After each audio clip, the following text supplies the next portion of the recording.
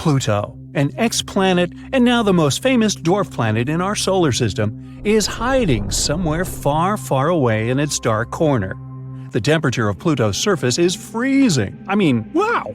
At first sight, it's just a distant, icy, and barren celestial body. But could Pluto be hiding something? Maybe even life? Scientists found out that, despite it being so far from the Sun, its interior is still warm. It's been that way ever since Pluto formed. Under the haze-layered atmosphere of Pluto, there's a frigid surface full of craters and impure water ice. There's also a large impact basin flooded by frozen nitrogen. And below that icy crust could be an internal ocean. When the surface of a planet stretches, it mostly leaves many fractures behind. The same goes with Pluto. You can see there are numerous cracks across its water-ice crust. They're of all ages. Some even possibly date from 4.5 billion years ago, from the times when Pluto was still forming. The dwarf planet probably grew because it slowly accumulated small pieces of icy material. It condensed during the time when the outer region of our solar system was forming. This process was going intensely and fast enough to melt the base of the icy layer. The surface of Pluto extended as liquid water at the top of the ocean froze onto the base of its ice crust during its first 500 million years. The ocean may have stopped freezing for the next billion years. The buildup of radioactive heat temporarily balanced the rate of heat escape to space. But as Pluto produced less radioactive heat over time, the roof of its interior ocean continued to freeze, and it probably turned into a 120 miles thick layer between the rock and ice. Crusts were the first hint there might be an ocean there. Scientists got the second potential piece of evidence when they realized the icy shell had managed to glide across an essentially frictionless interior and reorient itself. And it's not just about the ocean here. The cool thing is that wherever there's water, there could be life. A potential ocean under an icy crust is not something that possibly exists only on Pluto. Some icy moons of our solar system have it too, like Saturn's moons Enceladus and Titan, and Jupiter's Europa. Enceladus and Europa could both have salty liquid oceans. Plus, they have similar water plumes erupting from their interior. These geysers tell us these moons have their own source of energy, probably because of radiation or gravity. Either way, that energy is what could support life. Have you heard of Ceres? It's our closest dwarf planet, the biggest object in the asteroid belt between Jupiter and Mars, and the first asteroid we discovered at the beginning of the 19th century. People even called it a planet then. Although it's not so popular, there's a possibility Ceres has a subsurface ocean too. Geysers could be the first sign of that. The water vapor plume could be a result of a meteorite strike that exposed subsurface ice to outer space. Ceres may have its own atmosphere too. This dwarf planet is relatively far from the Sun, but its surface temperature could go up to -37 degrees Fahrenheit. At these temperatures, if there was water ice at its surface, it would quickly change to gas, and this could create an atmosphere around this intriguing dwarf planet.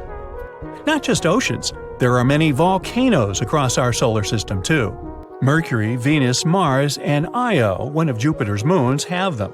But apart from the Earth, Io is the only one that has more than 400 active volcanoes. 150 of them erupt at any given time. Scientists suspect there could be some volcanic activity on Venus and Jupiter's moon Europa too. But they can't check if that's true because Venus has an extremely thick atmosphere and Europa has a thick ice shell. And even though volcanoes in other spots are no longer active, we know they used to be because of specific landforms they left behind – hills, valleys, plains, mountains, and especially lava channels. It's like when you're watering your plants on the front porch, you see water flowing down your sloped driveway along specific pathways. This creates small channels, a lot like lava does. Our moon may have also had active volcanoes back in the age when dinosaurs were still roaming around. If they had had telescopes, they might have seen something spectacular – lava fiercely oozing from the surface of the moon.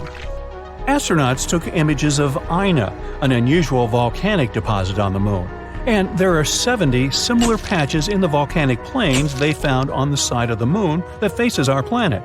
Some of them are over 1 billion years old, but some could have been formed less than 100 million years ago, and dinosaurs went extinct 66 million years ago. Speaking of dinosaur extinction, could Jupiter have been the main culprit for that?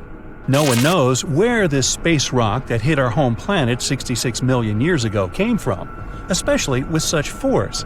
It left a crater off the coast of the Yucatan Peninsula in Mexico, and it probably caused earthquakes, tsunamis, and fierce volcanic eruptions that brought troubles not only to dinosaurs but to nearly 3/4 of all animal and plant life on Earth.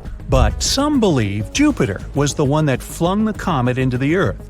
Gravity is a tricky force that can make the solar system act like a big pinball machine. Jupiter is our most massive planet, which means it has extremely strong gravity. It's like a guardian of our solar system that kicks many incoming comets away, sometimes bringing them pretty close to the Sun. As they get there, these comets can experience extremely strong tidal forces that break them apart and, in the end, create long chunks of a comet. And one of these chunks probably went towards the Earth. Have you heard of the story of Triton? Neptune has 13 moons, and Triton is the largest of them. It's the only giant moon in our solar system that has a retrograde orbit. It means it circles its parent planet in the opposite direction of its rotation. Scientists believe that's because Triton used to be in the Kuiper Belt, a disc-shaped area located in the outer solar system, past Neptune's orbit. And it's possible that Neptune's gravitational force pulled it out of that region millions of years ago. Pluto may have originated within the Kuiper Belt too. Pluto and Triton are almost the same. They have similar density, mass, and surface material. Now Triton is locked away in synchronous rotation with its parent planet Neptune, far away from what we believe is its homeland. Now, the most distant object we've discovered so far in our solar system is a mysterious planetoid called, wait for it, Far, Far Out. 1 astronomical unit is the average distance between the Earth and the Sun, around 92 million miles. Well, Far, Far Out is 132 astronomical units from the Sun, 4 times farther away than Pluto. Since it's so far away, Far, Far Out needs about 1,000 years to finish a single circle around the Sun. Far out! Have you ever imagined what would happen if 2 gas giants collided? The chances are small, but if something like this happened, not much matter would be lost, although it depends on the angle and the speed of impact. A head-on collision would make them completely merge and not lose any matter at all, whether we're talking about their gaseous envelopes or their solid cores. But at high speed, their 2 cores would merge and both planets would lose most of their envelope gas. At very, very high speeds, bam, both are gone. If there was an oblique collision, 2 cores could completely avoid each other. Planets would merge, but a substantial fraction of their gases would vanish into space. And in a very oblique collision, kind of like a sideswipe, planets would keep going like nothing happened. There's no evidence for that, but one theory even says Jupiter and Saturn, or at least one of them, might have formed by merging from smaller gas planets. Yep, it's all about gas. Pluto used to be considered a major planet, but later was reclassified into something called a dwarf planet. Something too big to be an asteroid, but too small to be taken seriously. How rude. But recently, scientists began to discuss the mystery surrounding one of Pluto's moons. It turns out it might be even cooler than all of us. It might be a double planet system. Pluto is residing in the distant Kuiper Belt. It's a vast area in our solar system, like a big rocky suburb beyond the orbit of Neptune. It's filled with small icy objects, similar to Pluto, called Kuiper objects. They're leftovers from the early days of our solar system and give us clues about how it was formed. It's where many comets come from. You already know that it's small, but it's remarkable just how small it is. Pluto has a width of about 1,400 miles. It's about half the size of the United States and smaller than our moon. Pluto's atmosphere is very thin and composed of nitrogen, methane, and carbon monoxide. Stinky. It's also very cold there, with average temperatures being around minus 390 degrees Fahrenheit. Its orbit around the Sun looks like an oval, and 1 year on Pluto takes around 250 Earth years.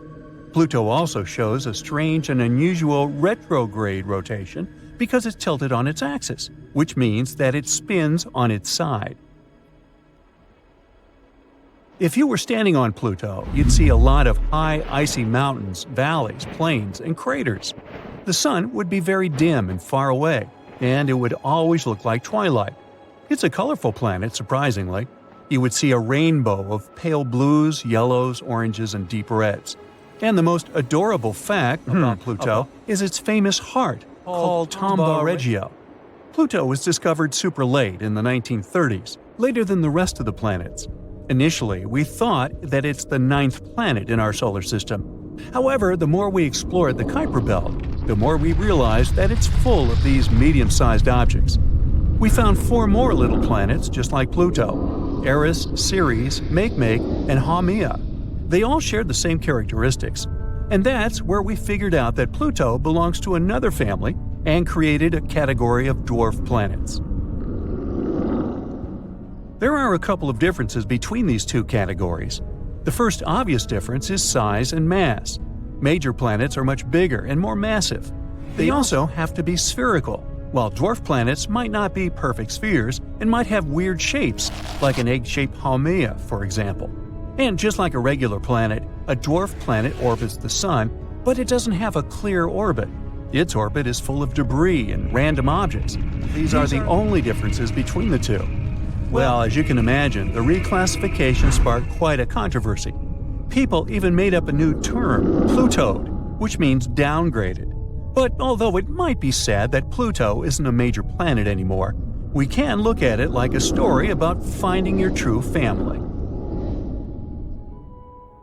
And finally, while standing on Pluto, you would see its 5 moons: Styx, Nix, Kerberos, Hydra, and the most mysterious one, Chiron, also pronounced Charon. So you can pronounce it however you like. I'm going to go with Charon. Now Charon is Pluto's largest moon. It was discovered in the 70s thanks to NASA's spacecraft called New Horizons. The spacecraft took a picture that revealed a moon with a strange and fascinating huge red-brown spot on its surface. It's a vast canyon dwarfing the Grand Canyon. It seems that both Pluto and its moon can boast interesting formations on their surface. The thing about Charon is that it's very big for a moon. It's about half the size of Pluto. This makes scientists wonder, could it be that Pluto is a double planet system? The center of mass, or barycenter, of Pluto and Charon lie outside of Pluto. Normally, with planets and their moons, the center of the planet itself should be the center of the mass, with the moon orbiting around it. But in the case of these two, it seems like they orbit each other. Binary objects are quite common in the universe. These cosmic pairs form just like our moon, from giant impact events. But double planets are exceedingly rare, and we haven't discovered any double dwarf planets yet. So, if it's true, then Charon is actually the 6th dwarf planet, and that would be our first binary dwarf planet system ever. There's also another candidate, the dwarf planet Eris and its moon Dysnomia. The solar system is full of mysterious and fascinating moons, so fascinating that some of them might not even have actual life on them. We've been talking about microscopic life in space for a while now. The debates about whether we found some organic fossils on Mars or not have been going on for decades. With the development of our technology, we're finally getting onto something. Meet Enceladus, who has stolen the spotlight since NASA's Cassini probe arrived there. Enceladus is covered in a sort of snowy blanket, which is why it's so unusually bright and has some snow-covered craters. It's small, only about 310 miles, and is mostly composed of simple rock and ice. But in 2004, we found plumes of water bursting out from this moon's south pole, which means that there's liquid water beneath this moon's icy surface. It's probably because of Saturn and its other larger moon, Dione. Their gravitational dance creates tidal forces that keeps Enceladus warm and lively. All this means that Enceladus is now a top candidate in the search for life within our solar system. Of course, life requires more than just water, and we won't find any animals there or anything like that. But we might find some microscopic organisms, and that's awesome too. In fact, Saturn is winning the lottery when it comes to life candidates. For example, scientists have a wild idea that Titan, another of its moons, might be home to extraterrestrial life as well. Titan is a frosty moon, chilling at about minus 290 degrees Fahrenheit. Surprisingly, it has some lakes on its surface. But don't imagine your typical water bodies. These lakes are believed to be filled not with water, but with liquid ethane or methane. Back in 2005, NASA discussed that there might be life munching on chemicals like acetylene or hydrogen in Titan's lakes. And then, in 2010, NASA investigated this moon some more. They found missing hydrogen and acetylene on Titan's surface, hinting at the possibility of something eating away at these substances.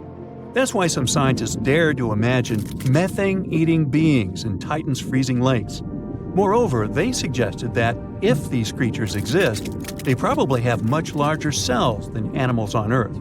What we could find there is something much bigger than a simple microbe, even something like a small animal. But Saturn isn't the only lucky one. Triton is Neptune's biggest moon. And you guessed it, it's another life candidate. It's an icy world with frozen nitrogen all over its surface and a crust made of water ice, again super chilly. However, Triton is a hotspot for geologists because it's one of just 5 moons in our solar system that likes to show off with its active geysers. It's shooting nitrogen gas up into space. That would be a cool show, if we could see that. These geysers mean that Triton has some secret source of warmth, which means that, just like with Enceladus, there might be some liquid water underground on Triton. And if this cozy spot for life does exist, we might find some organics there. Unfortunately, sending a mission to explore these celestial bodies isn't easy. The only spacecraft we've sent so far was our Voyager 2 in 1989. We need more time, money, and technology to develop spacecrafts that would be able to travel far and investigate the area beyond Mars. And even if we do, it'll take decades for this spacecraft to reach these places.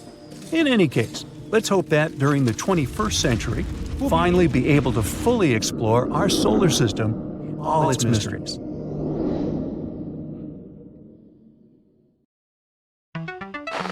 Frozen plains, mountains with white peaks glistening in the distant sun, and rustic red snow. Welcome to Pluto, where nothing makes sense anymore. Looking at it from a distance, the ice ball planet is mostly predictably winter shades of white and light blue. Once you land on the surface, you'll notice familiar blue skies as well. But see that whale-shaped red stain running along the equator? Right there to the left of the white heart-shaped region, there she blows. This spot is bigger than Alaska, and it's a mystery to scientists. That's not red clay soil or anything you'll see on Earth. That's Pluto's version of ice. Scientists believe it's red because the atmosphere drops this strange soot-like chemical called tholin on the surface. It's the same stuff that explains the red cap on Pluto's moon Charon. Now let's zoom in closer on the whale. Oh look, we have a mountain range. Yes, Pluto's red ice is like rock, hard enough to form entire mountains. Those white peaks standing out against the dark red aren't snowy caps like we have on Earth. That's frozen methane. For such a small planet, Pluto's mountains are epic, bigger than Everest and made entirely of ice. Such a bizarre landscape can't be found anywhere else in our solar system.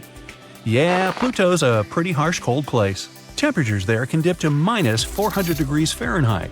The coldest ever recorded on Earth was in Antarctica, a measly minus 135. Now let's head back to the heart of Pluto. That's actually a vast plain covered in nitrogen ice. Scientists discovered that Pluto's heart makes the winds on the planet blow. Craters are also big, and some of them show signs of filling and erosion. That's something that happens right here on Earth. When land is worn away and shaped by natural forces like wind, water, and ice, that's erosion. So, what makes all this so special on Pluto? It could be evidence of tectonic plate activity. You know, big plates of land surfing on liquid rock, forming mountain chains, breaking continents apart, putting them back together? That's something scientists so far have only ever seen on Earth, not on any other planet in the solar system. Now, looks like Pluto could be more like our own planet. That, and there's water on Pluto, 1/3 of its surface in fact, But of course, it's not like Earth water. It's more like a rocky slushy. Yum. Still, no signs of life out there, at least not for now. It's taken a long time to get the little information we know about Pluto. It was first discovered almost 100 years ago and deemed the 9th planet from the Sun, until 2006 when its official planet membership card was revoked. Poor Pluto. It was dubbed the biggest dwarf planet in the Kuiper Belt, a region outside our solar system full of other dwarf planets and icy bodies circling the Sun. A few months before that, they launched the New Horizons mission. It was the first space probe researchers sent to Pluto in 2006. Zipping at over 35,000 miles per hour, that's 45 times the speed of sound, it still took the probe almost a decade to reach its destination. That's how far away the tiny planet is. In fact, Pluto is nearly 40 times the distance from Earth to the Sun. If you were there looking up at the sky, you'd see the Sun as a tiny dot like any other star in the sky. Once New Horizons finally reached Pluto in 2015, it got close enough to get some incredible pictures of the surface. It also collected important data and observations, like those strange red spots and that heart-shaped region. But Pluto gets even stranger, especially its orbit. Most other planets go around the Sun in almost perfect circles with the Sun close to the center. The Sun is nowhere near the center of Pluto's orbit, and the orbit is so stretched out that Pluto sometimes crosses into Neptune's path and gets closer to the Sun than the blue gas giant. So, the unusual effect of the strange orbit? Pluto sometimes has an atmosphere and sometimes not. When it's closer to the Sun, a thin atmosphere of nitrogen forms. But once the planet starts moving further away from our Sun, the atmosphere freezes and falls to the surface in an ice storm of epic proportions. Pluto is probably a lot smaller than you imagine. If you put it on a map of the Earth, it would only span about halfway across the US. Yet this little planet has 5 moons spinning around it. And life on Pluto would be one endless year for us humans. Imagine no birthdays your whole life. Since it was discovered in 1930, we still haven't seen it complete a full circle around the Sun. 1 year on Pluto is 248 Earth years, and we'll finally see that happen on March 23, 2178. Mark your calendar. Since Pluto got kicked out of the official planet club, Neptune became the last one in line. It's actually a big ball of ice and gas. So, like with the other gas giants, if you try to land on this planet, you just keep going deeper and deeper into seemingly endless clouds and atmosphere. Funny thing about the blue planet, it might not have a rocky surface like you and I are used to, but its surface-level gravity is about the same as Earth's. Same can't be said for any other planet in the solar system. As we make our way closer to the Sun, we pass the next gas giant, Uranus, that non-conformist planet that goes around the Sun basically rolling on its side. One full orbit is 84 Earth years, so you might be lucky enough to celebrate your first birthday in your whole life there. Only one party, so you better make it count. And now we approach the jewel of the solar system, Saturn, the second biggest planet after Jupiter and another gas giant where you'd sink in an endless atmosphere if you tried to land a spaceship there. Saturn is the least dense planet of them all, meaning if you put it in a giant glass of water, it'd float. Those famous rings are made up of dust, ice, and rock. Some as tiny as a grain of sand, others bigger than houses. But get this, Saturn's rings are raining down on the planet, enough to fill an Olympic-sized pool in a half an hour. At that rate, the famous blue ring system will disappear completely in 300 million years. By the way, Neptune, Uranus, and Jupiter also have rings. They're just not as visible and bright as Saturn's. Imagine combining all the planets into one. Now make it 2 times bigger. Still not as large as Jupiter. Scientists called it a failed star, since it's mostly made of helium and hydrogen, just like our Sun. But jumbo-sized Jupiter still isn't massive enough to kickstart the chemical processes that could turn it into a star. It's the fastest spinning planet, so it takes only 10 hours to complete a full rotation on its axis. Imagine trying to squeeze sleep, work, friends, hobbies, movies, shopping, your whole routine in less than half an Earth day. Magnificent tall mountains, the highest in the entire solar system. The most epic dust storms ever. Deep valleys, craters. I'm talking Mars, our potential home in the future. If you love sunsets, you'd definitely enjoy Martian ones. They're incredibly blue, while the sky throughout the day is pinkish red. Even though Mars is our closest neighbor, From the surface, the Sun would look half the size it does from Earth, so not as close as it seems. Oh, and if you always dreamed of becoming a basketball player, Mars is your place. The red planet's gravity is only 37% of Earth's, so you jump 3 times higher there. Venus is a planet of extremes: the hottest surface, the most volcanoes, the brightest planet, and the closest one to Earth. It's also the slowest spinning and barely rotates, making a day on Venus last 243 Earth days. You could literally walk faster before the planet makes a complete turn. Venus also rotates in the opposite direction that Earth does, so sunrises are in the west and the sun sets in the east. Mercury. It doesn't have any moons or rings, and we're talking about the smallest planet in the whole solar system. A year lasts only 88 days, so if you live there, you'd have a lot of birthdays. Mercury is the closest planet to the Sun, but it's actually not the hottest. That prize goes to Venus. Temperatures on Mercury don't get as high as on Venus because it doesn't have an atmosphere to trap heat from the Sun. What Mercury does have is wrinkles. Its iron core cooled and shrank, causing the surface to contract too, and leaving all those wrinkles. That, or because it's so close to the Sun with no SPF. Maybe. Have you heard about Planet 9? No, not Pluto. We're talking about something lurking on the outskirts of the solar system. A mysterious planet that exists in our solar system that we haven't yet discovered. We've been looking for it for years, but finally, it seems like scientists found a key to solve this mystery. Planet 9 is a hypothetical planet. Astronomers have been on the hunt for it for quite some time now. But it's so elusive that they've only been able to piece together a few details about its potential characteristics. One thing we do know is that Planet 9 has to be a massive world, possibly up to 10 times the mass of Earth. That's one big planet. It's also thought to be a distant wanderer, hanging out somewhere between Neptune and Pluto. Some scientists think that Planet 9 might actually be a mini Neptune, with a thick, gaseous atmosphere and a rocky core. Others speculate that it could be an icy world with a solid, frozen surface and a thick layer of hydrogen and helium gas. Of course, since we haven't actually found Planet 9 yet, we can't say for sure what it's like. We're not even sure that it even exists. Some say it's just a myth, like the Tooth Fairy or the Easter Bunny, but others are convinced that it's out there somewhere. And at the end of the day, we're not entirely sure if Planet 9 is even a planet. It might be a special kind of black hole or made entirely of dark matter. The search for Planet 9 began in the early 21st century when a group of astronomers realized that something wasn't quite right with the outer reaches of our solar system. They noticed that some distant objects, known as trans-Neptunian objects, were behaving in unexpected ways. Trans-Neptunian objects, or TNOs, are like the cosmic version of those items in the back of your fridge that you forgot about for years. They're small, icy bodies that hang out in the Kuiper Belt, beyond Neptune.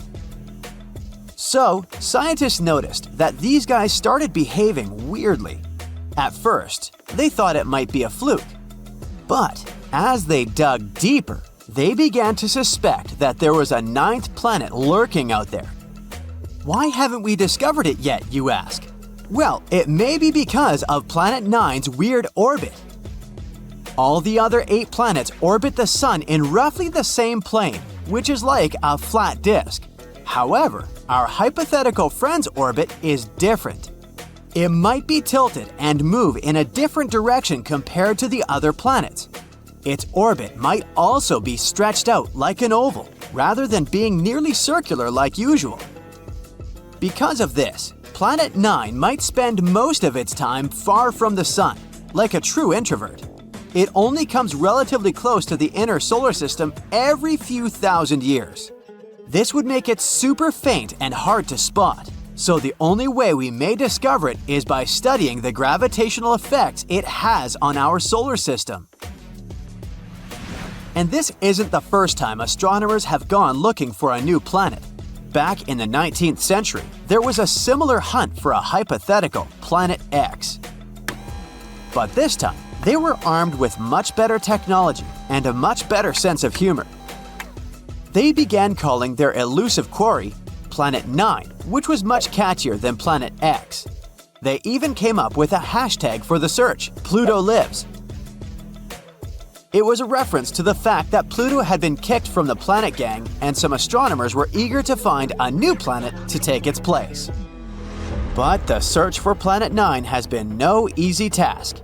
It's like trying to find a lost sock in the laundry basket the size of a football stadium.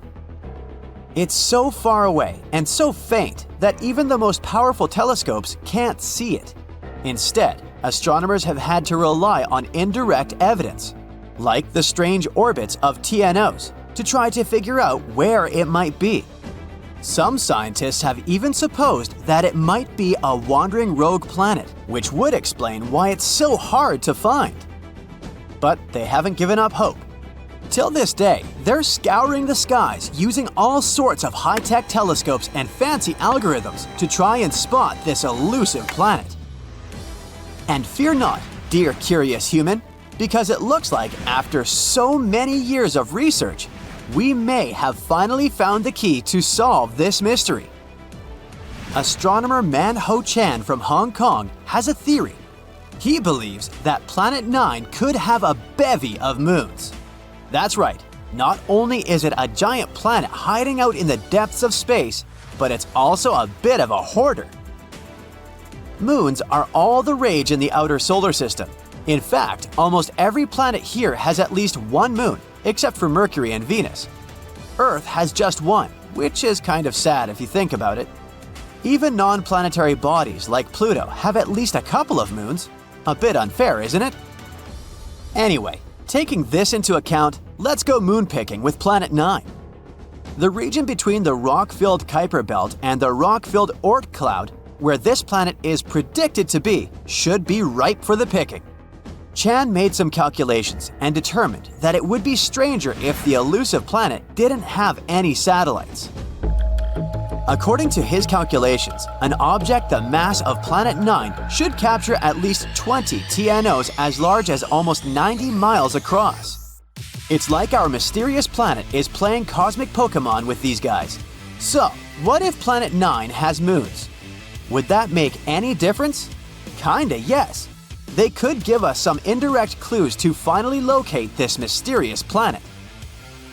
Now, you might be thinking, how in the cosmos can we possibly spot these teeny tiny moons?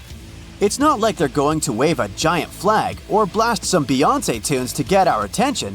Well, apparently the key lies in something called tidal heating. Tidal heating might sound like a new workout trend, but it's a real scientific phenomenon. It happens when two celestial bodies are close together. You see, tides aren't just about the rise and fall of the ocean, they're also the result of gravity pulling unevenly on a planet or moon. When a planet and a moon are close enough to each other, their gravity pulls on each other, creating a bit of a football shape. And as these celestial bodies move around each other, they shift shape and generate friction inside, which produces heat. Wow, who knew that Planet 9 could have a workout routine? Perhaps we should start calling it Gym Planet instead.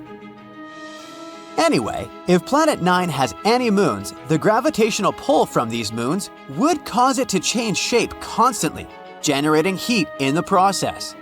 And we might be able to detect this mysterious planet through the heat produced by those moons, even though it gives off no other signals. Now, before you get too excited, finding them won't be a walk in the park. They're incredibly small and would be very far away from us. But hey, nothing worth discovering ever came easy, right? Scientists are optimistic that with the right technology, they can spot this telltale sign.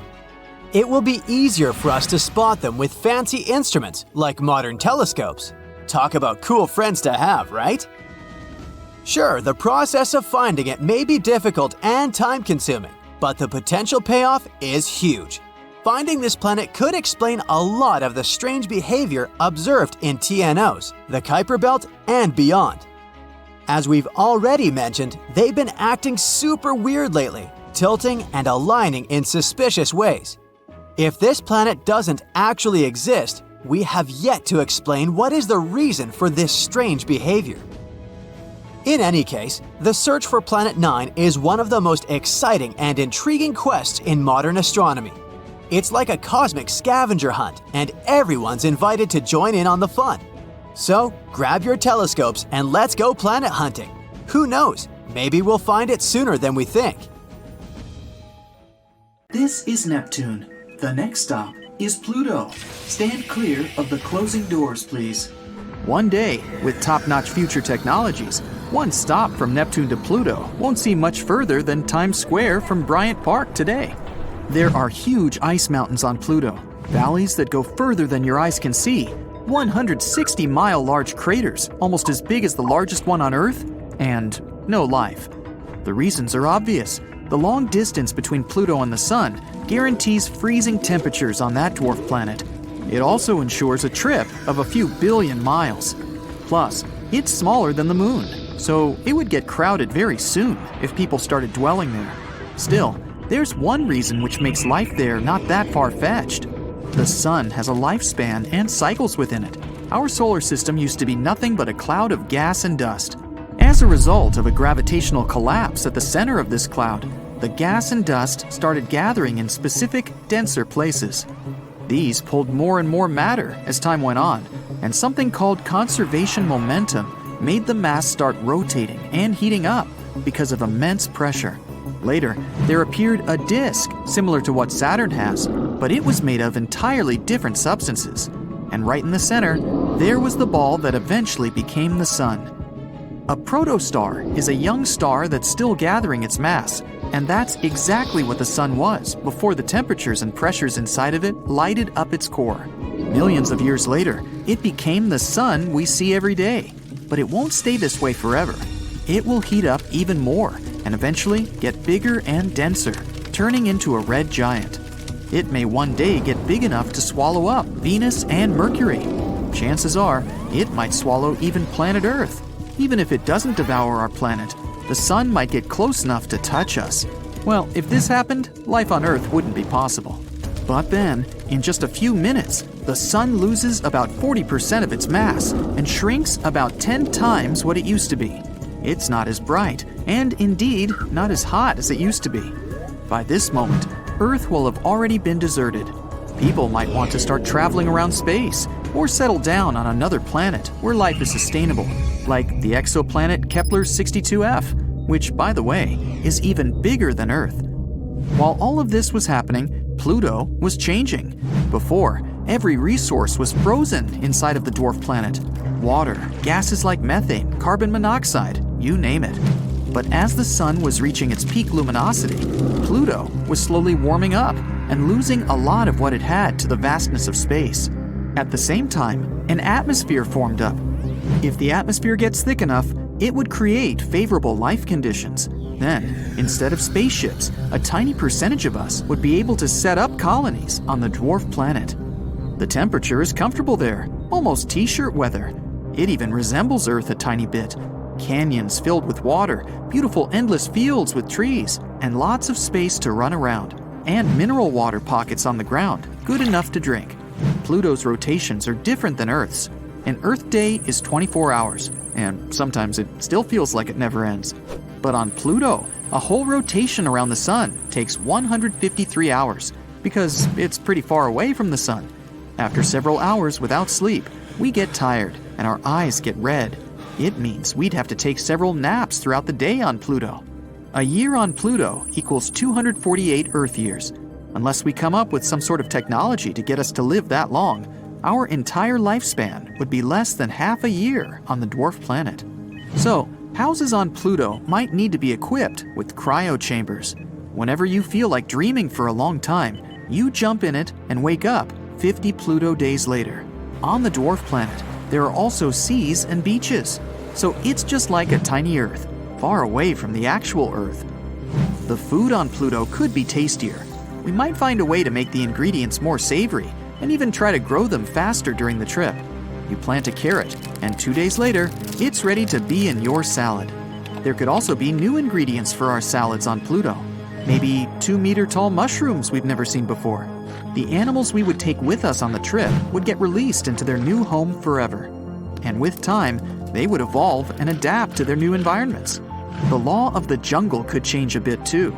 Lions might not be kings anymore. Deer are. Their antlers are twice the size of what they used to be. But to be fair, so are the deer. Most of the animals that were already here used to live underwater. But with time, the amphibians started shifting to the surface, just like Earth at the beginning of life. Pluto could only be a temporary home though. Once the sun has finally reached its final phase, Pluto would get frozen and lifeless again. People instead would need to try to find a planet that stays in the Goldilocks zone of another galaxy.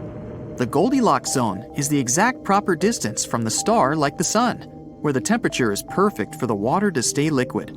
It's the rule scientists search for when looking for other planets that can sustain life. We can try setting new colonies on one such planet, or even try to set up our own artificial home, not exactly a planet or a spaceship, but a combination of both.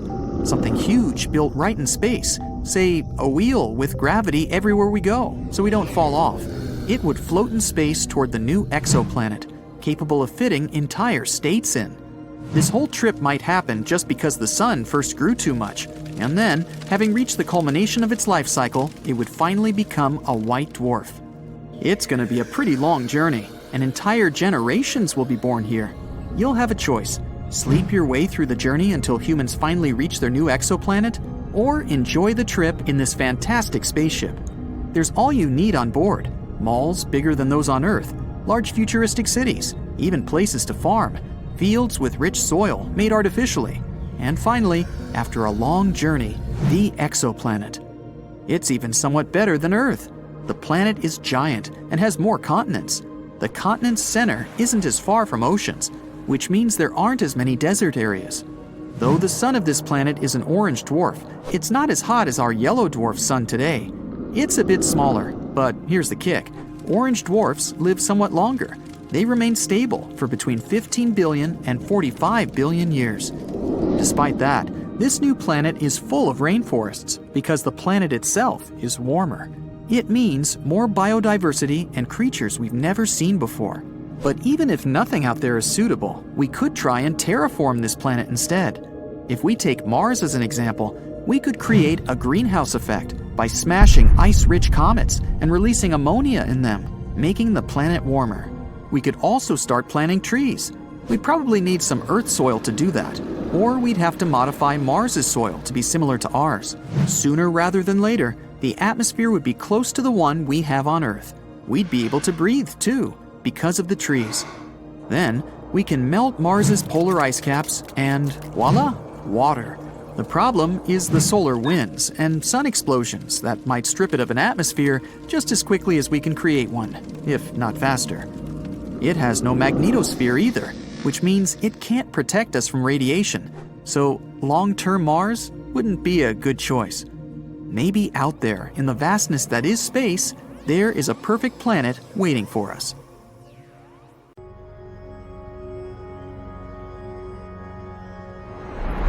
As you know, all the planets in our solar system orbit the sun and bring a sense of order to the place. But guess what? There are two planets that could collide with each other and cause a cosmic catastrophe.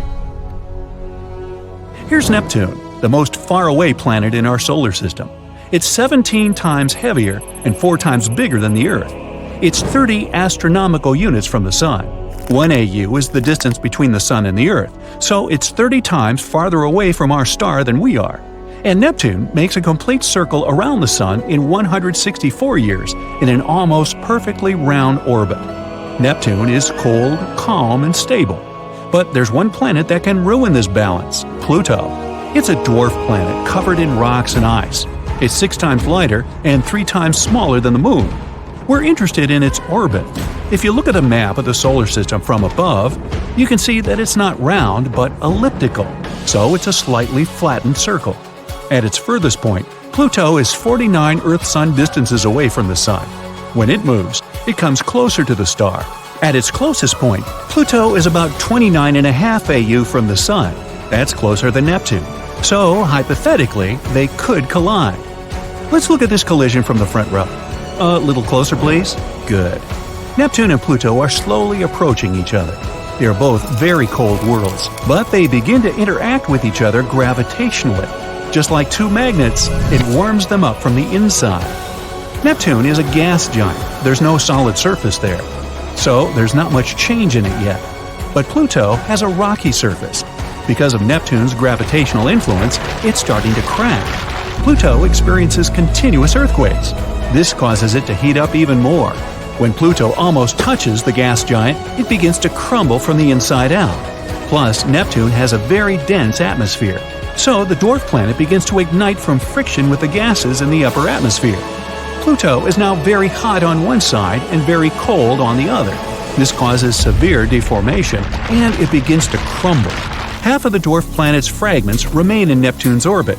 They will collide with each other until they turn into dust and become new rings of the big planet. Other fragments will burn up in Neptune's atmosphere, and the biggest rocks that remain of Pluto will fall through Neptune until they're completely burned into dust. Neptune literally ate Pluto and continued its orbit without any change, all because the gas giant is 20 times larger and much heavier than the dwarf planet. So this collision would do no harm to Pluto. But it couldn't have happened in the first place, because their orbits don't actually cross. Let's look at the map of the solar system again, not from above, but from the side. All 9 planets here are on a horizontal line from the Sun. The distance between them is great, and their orbits don't cross. Here's Pluto's orbit. You can see that it's tilted relative to the horizontal line of all the other planets. It starts at the top, then dives under the orbits of the planets and comes back. So Pluto can never collide with Neptune. Still, planetary collisions have occurred in our solar system before, and thanks to these collisions, life appeared on Earth. Let's go back in time to almost 4.5 billion years ago. This ball of hot lava is Earth. It just formed from a cloud of dust and began to cool. But then, a wandering planet the size of Mars appeared on the horizon. It's called Theia. It was inevitably approaching our planet. The collision with Theia happened at a perfect angle. If Theia had hit us head-on, both planets would have been smashed to pieces. But it hit us almost at a tangent. Theia knocked some of the matter out of the young Earth and crumbled into rubble itself. It could no longer continue its journey because the Earth caught it in a gravitational trap. A large fragment of this planet remained in our orbit. Smaller fragments crashed into each other, falling to Earth or joining the remains of Theia. The dust settled, and we can see the familiar picture, the Earth and the Moon. This is the main theory of how it came to be next to us. Scientists say that it was this collision that caused life to appear on Earth. Theia brought a lot of ice on it, which turned into water on our planet. The new moon stabilized Earth's rotation, and conditions on the planet became perfect for the emergence of life. Another collision could create a blast wave that would spread out thousands of light years.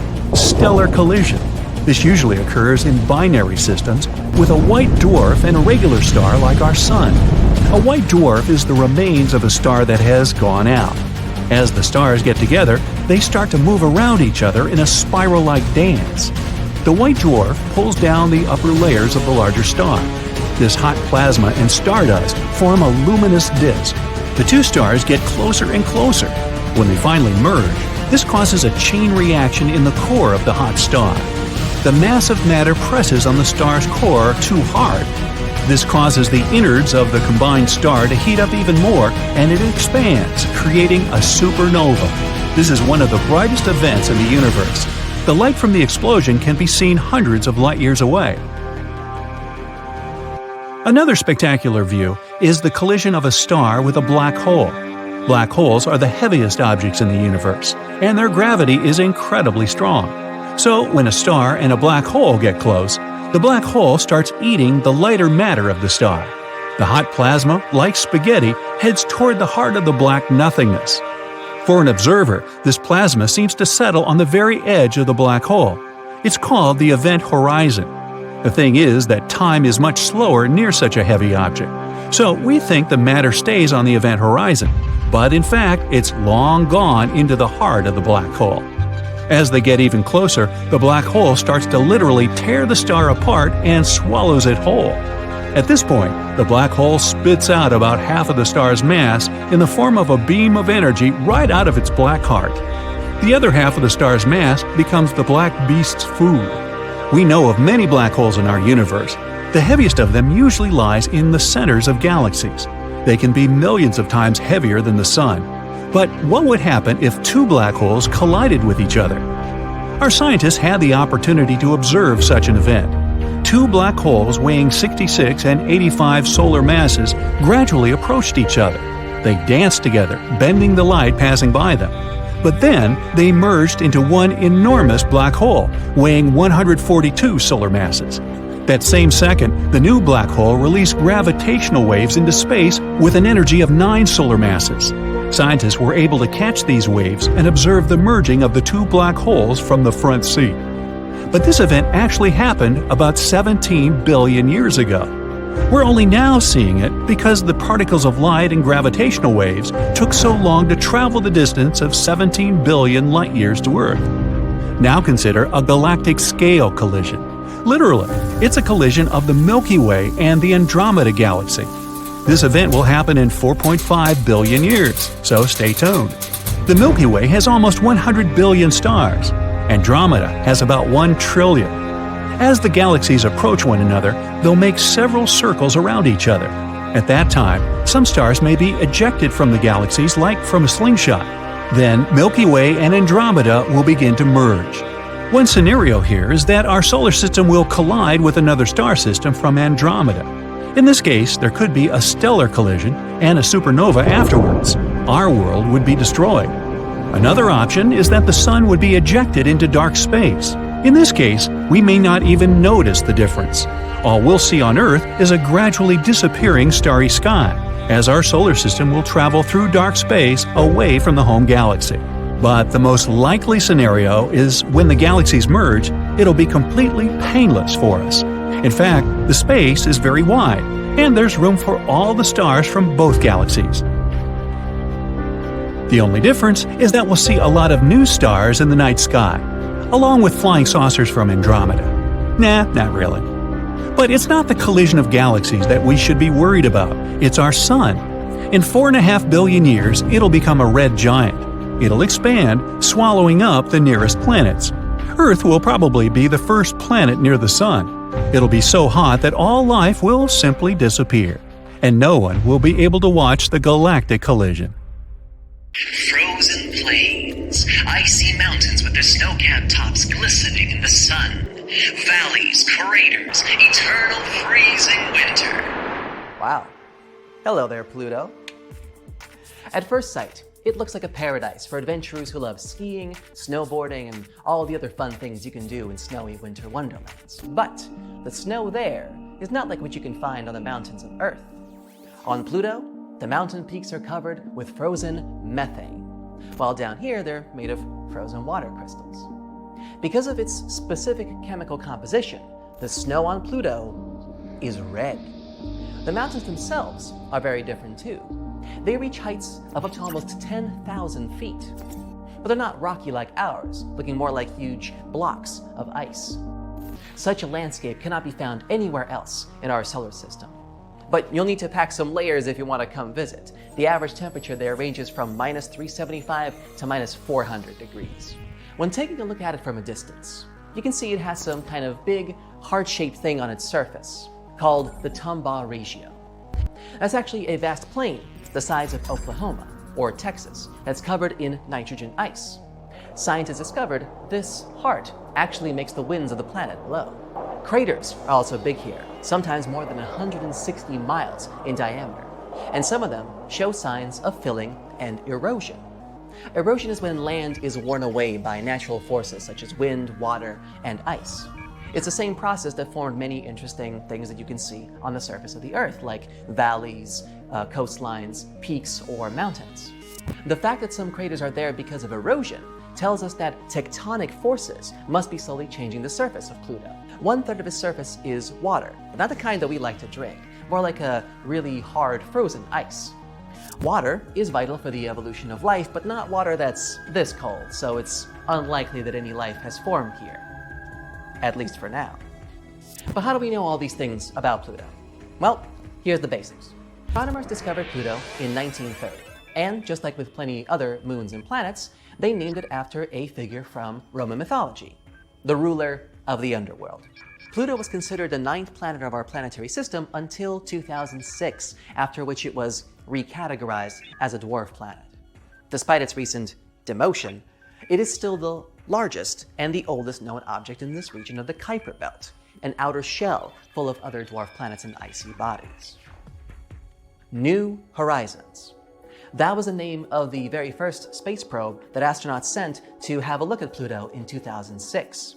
It reached a distance of up to 7,800 miles. While there, it took some important photographs and collected lots of important information and discovered some of the mysterious cosmic oddities found on the surface of Pluto. One interesting thing about this former planet is that it sometimes has an atmosphere and sometimes not. It has an oval-shaped orbit, which means, unlike most other planets, it doesn't travel around the sun in almost perfect circles. As a matter of fact, the sun is nowhere near the center of its orbit. When its orbit takes Pluto closer to the sun, the extra heat warms up a kind of thin atmosphere made primarily from nitrogen, an element our Earth also has in its atmosphere. Right after it's created, it gradually escapes Pluto's weak gravity. When the dwarf planet moves away from the sun, the atmosphere freezes and goes back to its solid state, falling back down to the surface of Pluto as nitrogen snowflakes. Pluto's interior is supposedly warmer than its surface. Some believe there's even an ocean deep underground. Despite being the largest known body in the Kuiper Belt, Pluto is still pretty small. It is smaller than the Earth's moon, around half the width of the United States. It has 5 spinning moons of its own, the biggest one half the size of Pluto itself. Our days last 24 hours, while one day on Pluto lasts 153. Earth needs 365 days to orbit the sun, while a year on Pluto lasts 248 Earth years. So, no birthdays there at all. It sits 3.6 billion miles from the sun, which is 40 times the distance of the Earth stands. If you were standing there, on Pluto, watching the night sky, you'd see the sun as just one small distant star, indistinguishable from the rest. Since Pluto has been demoted, Neptune is now the most distant planet of our solar system. It's also pretty fascinating. It's actually a huge ball of ice and gas. Yes, it's the densest gas giant in our solar system, but you still couldn't stand or walk on its surface. You would simply sink in. But if you could stand, you'd notice that the gravity force is similar to what we have on Earth. Despite its impressive size, though, Neptune is not visible to the naked eye from here. It's the windiest and coldest planet. And one year there lasts 165 Earth years. Still no birthdays. It takes more than 4 hours for the light coming from the sun to reach Neptune's surface. Our next gas giant is Uranus. 1 year on Uranus lasts 84 Earth years, so you can maybe get one birthday in there, but you better make it count. Just like Neptune, Uranus can't be seen without the help of advanced technology. The rest of the 6 planets can. But you can still see all 8 of them with binoculars or a smaller telescope. Now, pause the video, see if you can make your astronomy teacher proud, and try to remember which planet comes next in order from furthest to closest to the sun. You got it? That's right, it's Saturn, A+. Saturn is the 2nd biggest planet of our solar system, right behind Jupiter. And another gas giant where you'd sink in if you tried to walk on it. It's so gassy, you could put it in a lake and it would float.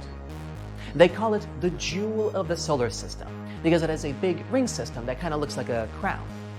Its rings are made up of dust, pieces of ice, and rock. Some of those pieces are as tiny as a grain of sand, while others are bigger than tall buildings.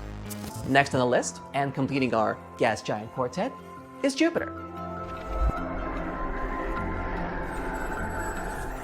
Scientists call it a failed star since it's mostly made up of helium and hydrogen, just like the main star in our solar system, the Sun. But Jupiter doesn't have a mass big enough to start the chemical processes that turn it into a star. However, it is still the 5th brightest object in the solar system, right behind Mars.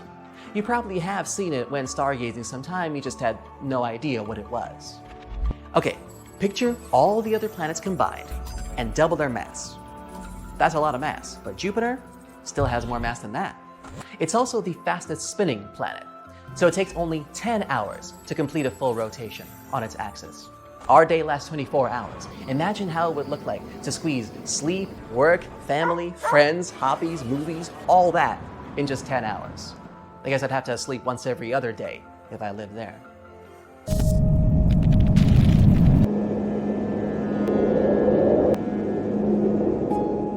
Now, picture this. Magnificent tall mountains, giant dust storms, volcanoes, deep valleys, craters. Mars. That red jewel scientists keep talking about being a potential new home for us. There were even some small meteorite pieces found on Earth that scientists realized were ejected from Mars. That's how close we are. If you love sunsets, you would definitely enjoy the ones here because they're incredibly blue, while the daytime sky is pinkish red. But when on Mars, you'd only see the sun at half its size compared to what we see on Earth.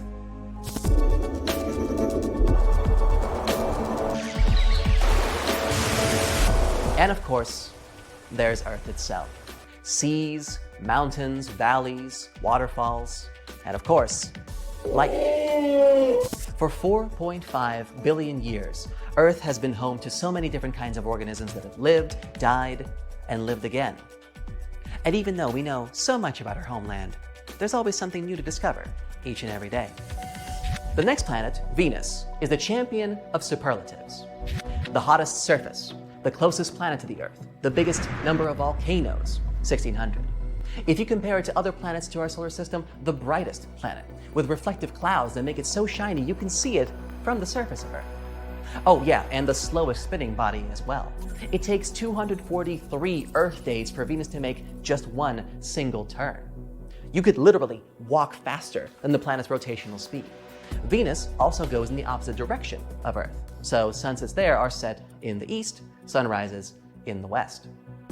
And last, but not least, Mercury. It doesn't have any moons or rings, and it's the smallest planet in our solar system.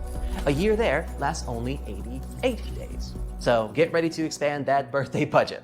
Mercury is the planet the closest to the sun, but not the hottest. Venus took that title. Mercury is not the hottest because there's no atmosphere to trap the sun's heat there. But it does have wrinkles. Only 1/2 of Mercury's surface faces the sun at any given time, meaning there's an incredible difference in the temperature on either side, and of course these sides switch as the planet rotates. The iron core of this planet has cooled and contracted over millions of years due to the rapid change in heat, which is why wrinkles have appeared on its surface. Well, that's a brief tour of all the planets of our solar system. And one dwarf planet. Sorry, Pluto. Thanks for watching.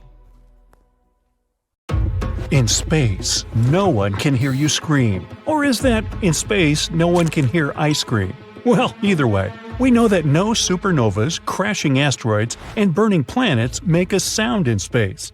Or do they? What if you actually can hear something out there? Well, let's see. Okie dokie, back to middle school. Sound is a mechanical wave originating from vibration. What exactly does that mean? Well, the simplest example is guitar strings. Let's pluck one of them. It starts to vibrate. The atoms inside the metal string begin to push and beat the atoms of the air around them. So now, atoms are constantly pushing each other until they reach our ears. It's like a wave from a pebble thrown into a pond, and it happens very quickly, at a speed of about 761 miles per hour. Then our eardrums begin to vibrate at the same frequency, and the little bones inside our ears transmit this vibration to the brain. The brain then does its magic, recognizes the pattern, and turns it into sounds. Great! Now we know that we need some particles to create sound, and we can find these particles in gases, liquids, and solid substances. And what about space? Nope, it's almost a perfect vacuum. And you've probably already heard that there's no sound in space because it's a vacuum. But what does it actually mean? Well, a vacuum is a perfect void. It's an area completely devoid of matter. It means there's nothing there. Yeah, despite all those celestial bodies in space, there's actually no air in between them. No atoms, no particles, nothing, nada, zippo. Well, almost. To be honest, the perfect vacuum doesn't really exist. We can't get rid of atoms for good. But space is very close to this notion. On average, there are 15 to 80 atoms per 1 cubic inch. This may sound like a big number, but keep in mind that these atoms are tiny, and the void distance between them is huge. For comparison, 1 cubic inch of air contains about 16,000 atoms. So, of course, with such a low density, these atoms can't push each other. Even if the vibration is very strong, like, I don't know, a supernova, they still won't be able to do that. So, movies have been lying to us. All these epic space scenes actually take place in an awkward silence. Who would have guessed? But don't get upset. What if I tell you there are, in fact, some ways to hear sound in space? First of all, there's still sound on other planets. If there's an atmosphere on a space body, or at least something like gas, water, or a solid surface, there will be sound. In our case, the atmosphere becomes completely silent at about 60 miles above the Earth's surface. That's where the sky stops being blue and a black starry veil begins. In any case, we'd have to land on another planet, or at least get close to its atmosphere to hear something. But whatever it is, it would sound very different. Let's take our favorite Venus as an example. The atmosphere there is very dense. Scientists jokingly call it a thick chemical soup. No thanks. So, if you somehow managed to stay alive and speak there, your voice would be very different. It would become much louder, and it would sound deeper. So, if you want a pleasant baritone, you know what to do. I wonder what would happen if Earth had a denser atmosphere. What would we hear then? Well, you can vaguely imagine that if you've ever been in the water. Water is very dense. Sound moves there much faster and better compared to the air, at a speed of almost a mile per second, depending on the water temperature. So if you sit in an empty room with no sound sources, you won't hear much, right? Now, dip your head in the water and check out how the same silence sounds here. It's not quiet at all. Even if you ignore the ever-present sounds of the water itself, you'll immediately notice how well you can hear your own body, how your blood pulsates in the veins, how your heart works, the slightest movement of your fingers. Kinda creepy, isn't it? This gives us an idea of what would happen to us on a planet with a denser atmosphere. And that's just crazy. We would hear everything.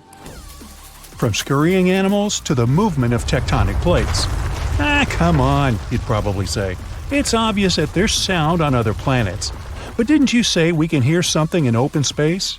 Actually, yes. For example, in a cloud of dust. You can find space dust almost everywhere in space. It may be the remains of a star or something else.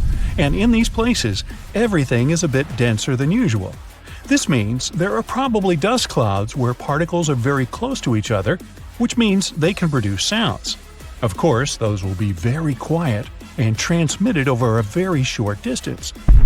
But it's better than nothing, right?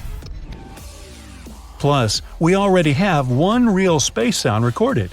It came from the Perseus galaxy, which is located 250 million light-years away from us. NASA recorded it in 2003. Those of us music geeks will want to know that it's a B-flat, 57 octaves below middle C on the piano. You'd have to add another 660 keys to the left on the keyboard. But its frequency is so low that the human ear unfortunately can't hear it.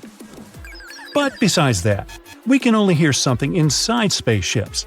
These are small pockets of air, after all. In a spacesuit, you would hear sounds very well, too, including your breathing or blood circulation in a spacesuit.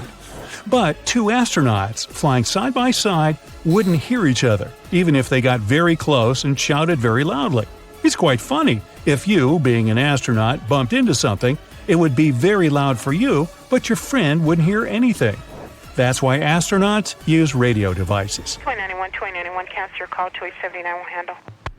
Now, purely theoretically, if you could somehow crawl out of your spacesuit and survive, you'd be able to hear the chatter and noises going on inside the spaceship. But how? So look, we have some air inside the spaceship and it transmits sound. It reaches the metal casing and gets through it, and then, if you leaned against the ship, preferably touching it with your elbow or knee, the sound would be transmitted to the brain directly through your bones, ignoring the ears. Yes, our bones conduct sound. That's how, for example, deaf people listen to music.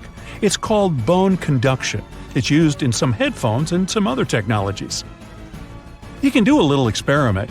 Hold your fingers over your ears. Shut them properly so that you really don't hear much. Then try to touch a sound source. It can be anything vibrating. For example, a speaker playing music with some part of your body where the bone is close to the skin. Now, watch the miracle happen. You can hear the sound not through your ears, but directly in your brain. But please, don't repeat this experiment in open space. Ice cream? Now, you've probably heard about things like the sounds of space, where you can listen, for example, to the sounds made by the sun or different planets. How do we record these ones? Easily. There is another way to hear sound in space: electromagnetic waves. In other words, a radio. Radio is the same form of electromagnetic radiation as light. These waves can travel in a vacuum without any problems. Astronauts' transmitters work that way. An astronaut says something to their friend. The sound waves turn into radio waves, reach the other person, and are then converted back into sounds. And this is how we get so-called space sounds.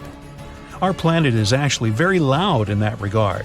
We're sending a huge amount of radio waves into the universe, all radio signals we've ever listened to. It's a pity that they travel only 110 light-years away from us.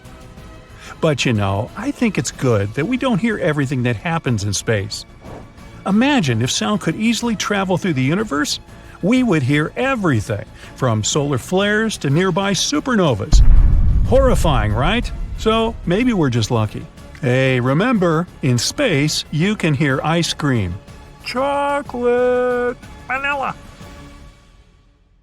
When you look at photos taken from spaceships or the International Space Station that show sunlit objects like Earth or the Moon, something seems wrong. Space looks too empty. No magical scenery of a nighttime sky full of stars. It would be incredibly boring to go stargazing in space, since the sky is always dark. During the daytime, the sky on our home planet is blue because of the diffusion of light. It happens when sunlight goes through the atmosphere. But if you were on the Moon or somewhere else in space, there would be no atmosphere to spread this light around. That's why the sky there would always appear black. But it doesn't mean less bright out there. If you were looking out the window of the space station, you'd see just as much direct sunlight as you would gazing out of your apartment window during a cloudless day. Maybe even more. When taking a picture on a sunny day, you'll probably use a short exposure, together with the narrow aperture setting on your camera. This way, just a short burst of light will get in. That's similar to how our pupils contract in sunlight so that they don't have to deal with too much light.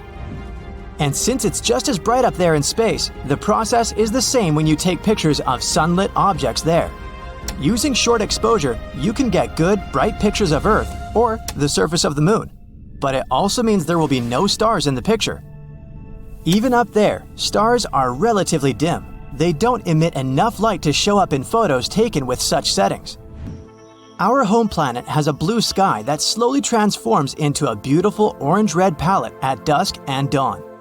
But if you ever get a chance to watch a sunset on Mars, you should expect the opposite, an orange-brown daytime sky that gets a bluish tint at sunset. First of all, Mars is farther away from the sun than our planet. So, when you're looking at the sun from the Martian surface, of course, it looks fainter and smaller. And not just that, the sun observed from Mars is just a bluish-white dot surrounded by a blue halo.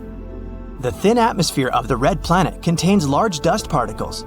They create an effect called mi-scattering. It occurs when the diameter of particles in the atmosphere is almost the same as the wavelength of the scattered light. This effect filters out the red light from the sun's rays. So, only the blue light would reach your eyes on Mars. How come Earth doesn't have rings? All gas giants in our solar system, Jupiter, Saturn, Uranus, and Neptune, have such rings, whereas the rocky planets Mercury, Venus, Earth, and Mars don't. There are two theories about how rings can appear around a planet. They might be just some material left from the times when the planet was forming, or they may be the remains of a moon that got destroyed by a collision with some space body, or torn apart by the strong gravitational pull of its parent planet. The gas giants formed in the outer regions of our solar system, while all the rocky planets are in the inner part. So maybe the inner planets were more protected from potential collisions that could have formed their rings. There are also more moons in the outer regions of our solar system, which could be another reason why the planets there have rings. Also, bigger planets have stronger gravity. It means that they can keep their rings stable after they form. Some experts believe Earth used to have a ring system a long time ago. A Mars-sized object might have collided with our home planet, which probably created a dense ring of debris around it. Some scientists think that this debris formed not a ring, but what we know today as the Moon. There's probably a giant planet lurking at the edge of the solar system, far beyond Neptune. Scientists call this mysterious hypothetical world Planet 9. If it does exist, it's probably similar to Uranus or Neptune and 10 times more massive than our home planet. It's likely to circle around the Sun, but in the outer reaches of the solar system, about 20 times farther than Neptune. Another interesting theory says that Planet 9 could actually be a black hole the size of a grapefruit that warps space in a similar way a large planet would. Even though we once thought it was a rare substance in space, water exists all over our solar system. For example, you can often find it in asteroids and comets. It's also in craters on the Moon and Mercury. We still don't know if there's enough water to support potential human colonies if we decide to move there, but some amount of water is definitely present there. Mars has water at its poles too. It's mostly hidden in the layers of ice and probably under the planet's dusty surface. Europa, Jupiter's moon, has some water too. This is the most likely candidate we know about to host life outside Earth. There's probably a whole ocean of liquid water under its frozen surface. It might actually contain twice as much water as all of Earth's oceans combined. Neptune is unexpectedly warm, even though it's 30 times as far from the Sun as our planet and receives less sunlight and heat. But it still radiates way more heat than it gets. It also has way more activity in its atmosphere than you'd suspect, especially if you compare it to its neighbor, Uranus. Both of these planets emit the same amount of heat, even though Uranus is much closer to the Sun. No one knows why. Neptune has extremely strong winds that can reach a speed of up to 1,500 miles per hour. Can they produce this heat? Or maybe it's because of the planet's core, or its gravitational force? There's a monster black hole hurtling through space at a speed of 5 million miles per hour. Scientists located it with the Hubble Space Telescope. They believe it weighs as much as 1 billion suns. It was supposed to stay put in the center of its home galaxy, but some gravitational forces are pushing it around. At one point, this black hole is going to break free from its galaxy and continue roaming the universe. Luckily, it's still 8 billion years away from us. Solar storms are so powerful that they could leave us in complete darkness. Back in July 2012, the strongest solar storm in over 150 years narrowly missed Earth. Coronal mass ejections, or CMEs, are large bubbles of ionized gas. They tore through our orbit back then. If they had caught our planet in the crosshairs, we would have literally been in the firing line. Venus has exceptionally high temperatures, hot enough to melt lead. It's the hottest planet in our solar system, with a high-pressure environment and super strong winds. The winds there are 50 times faster than the planet's rotation. It's getting stronger over time, and scientists don't know why. But they did find something interesting in the planet's clouds, a potential sign of decaying biological matter. Could there be life then? Not quite, since Venus has a dry, windy atmosphere and doesn't have enough water for life to develop. Rings around other planets are more common than we thought. Saturn's rings are the most famous and spectacular ones. They partially consist of reflective, sparkly water ice, and you can't see anything like that in the rest of our solar system. Jupiter, Uranus, and Neptune have ring systems too, and those most likely consist of dust and rocky particles. And not just planets. Astronomers found out rings were around one asteroid as well. Speaking of rings, why do you think that Earth doesn't have them? Gas giants have rings, while the rocky ones don't. Two theories explain how rings form. They could be the remains from the times when planets were forming. Or they could be leftover material of an impact that destroyed an unknown moon, or gravity broke apart this moon of its parent planet. It's not clear why only the gas planets have rings. They formed in the outer area of our solar system, while rocky planets only in its inner circles. May be a good clue. Maybe these inner rocky planets had just better protection from strong impacts that could have formed rings.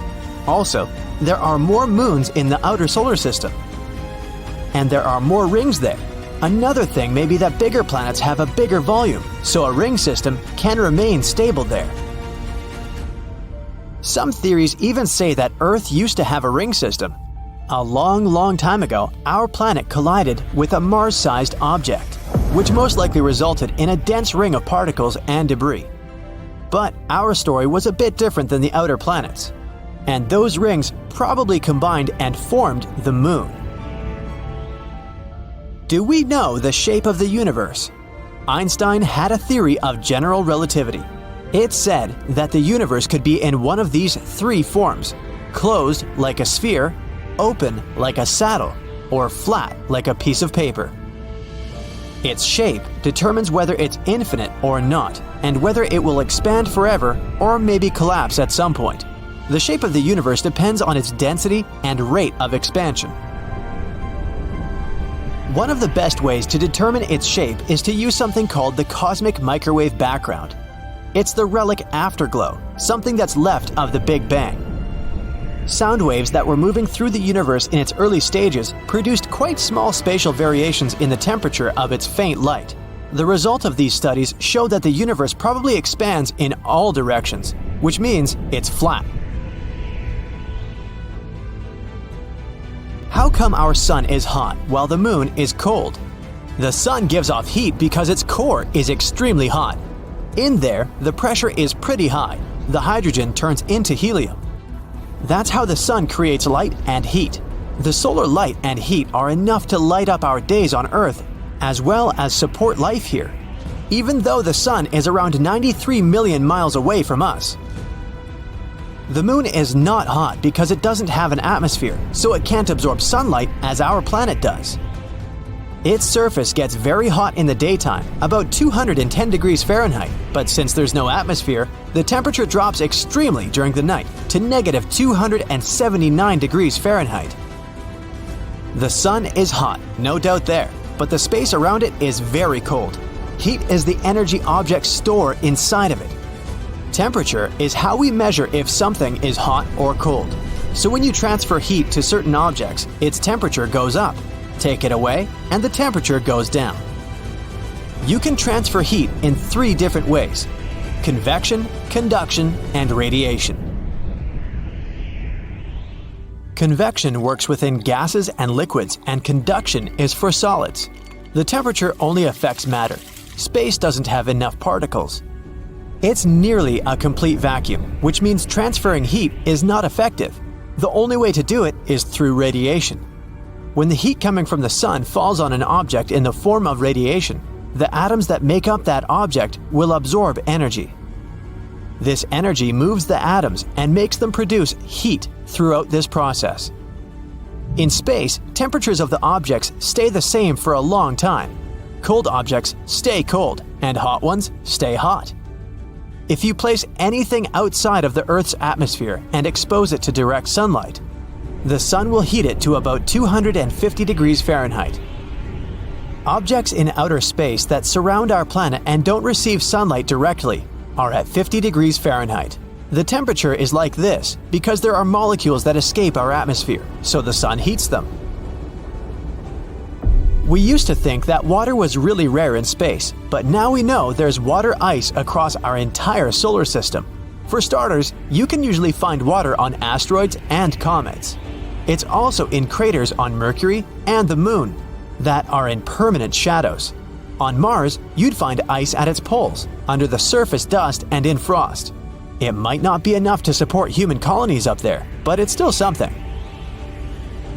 Some other bodies in our solar system also contain ice, like the dwarf planet Ceres and one of Saturn's moons. Europa, one of Jupiter's moons, could be one of the most likely candidates we know about that could contain life.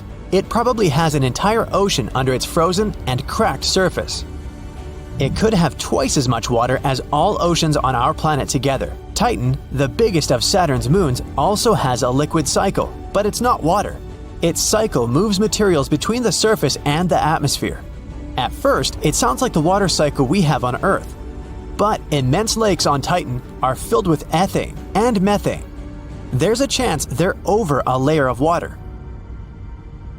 Neptune is about 30 times as far from the Sun as we are. Of course, it gets significantly less light and heat than Earth, but it also radiates way more heat than it's generating. There are more things happening in its atmosphere, especially if you compare it to its neighbor, Uranus. Uranus is closer to the Sun, but it still radiates the same amount of heat as Neptune. The winds on Neptune are insanely strong, 1,500 miles per hour. No one still knows why. It could be a gravitational contraction, energy coming from its core, or the Sun. I hope we'll eventually find out. Can you imagine hot ice? It exists just 33 light-years away from us, on one exoplanet. This planet consists of different water elements and they form burning ice. The ice there is solid because of pressure, but the surface temperatures are extreme and go up to 570 degrees Fahrenheit. That's how the water stays super hot and comes off as steam. Picture putting ice in your coffee when you want to heat it up. When you stargaze, it's almost like you're looking into the past. Stars are really far away, and it takes longer for their light to reach our planet. So it's possible some of them have already run out of fuel and aren't alive anymore. Venus most likely used to be covered with oceans, from 30 to 1,000 feet deep. Also, some water was locked in the soil of the planet.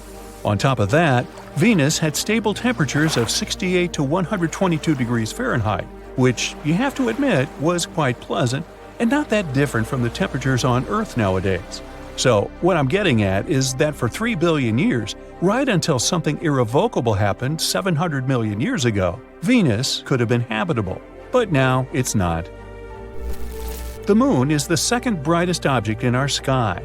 At the same time, among other astronomical bodies, it's one of the dimmest and least reflective. Our natural satellite only seems bright because it's so close to Earth. For comparison, our planet looks much brighter when you look at it from space. It's because clouds, ice, and snow reflect way more light than most types of rock. Triton, Neptune's moon, has all its surface covered with several layers of ice.